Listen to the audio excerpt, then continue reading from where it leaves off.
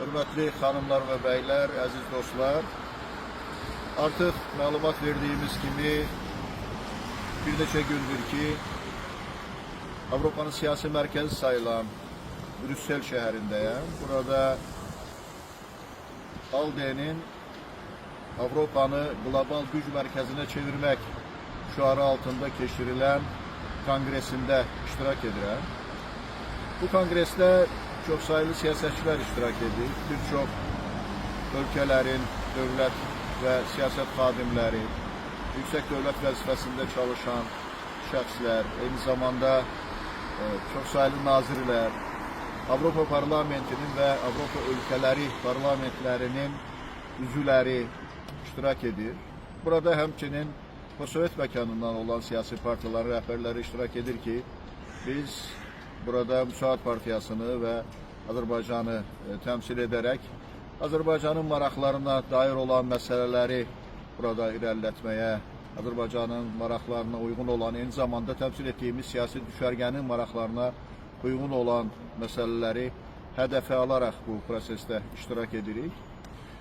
Müzakirə mövzusu əsasən Avropanın süper gücə çevrilməsi mövzusudur və bu mövzu ətrafında çıxışlarda əsasən Çindən industrial asılılıqdan xilas olmaq, Rusiyadan enerji daşıyıcıları asıllığından xilas olmaq, eyni zamanda təhlükəsizlik məsələlərində ABŞ-dan asılılıqdan xilas olmaq məsələləri və bunun yolları haqqında müzakirələr aparılır və biz də bu məsələlərdə öz mövqeyimizi bildiririk.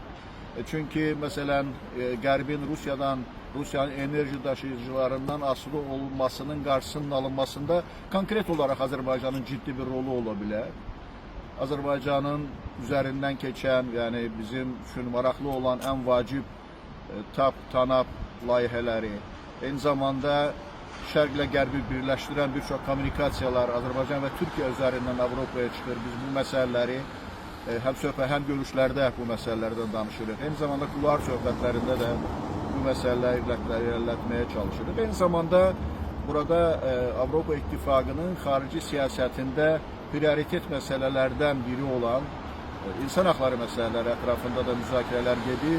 Azərbaycanda olan siyasi məhbuslar mövzusu, Azərbaycanda insan haqlarının və demokratiyanın problemləri ilə bağlı da müzakirələrimiz olur və biz xüsusilə Avropanın şərq tərəfdaşlığı layihələrində Azərbaycanın rol oynaması üçün və bütövlükdə Cənubi Qafqazın bu məsələlərdə təsir imkanlarının artırılması üçün bu ölkələrdə, xüsusilə Azərbaycanda insan haqları və demokratiya məsələlərinə Avropa strukturlarının diqqətinin artırılmasının vacibliyinə fikri yönəltməyə cəhd göstəririk.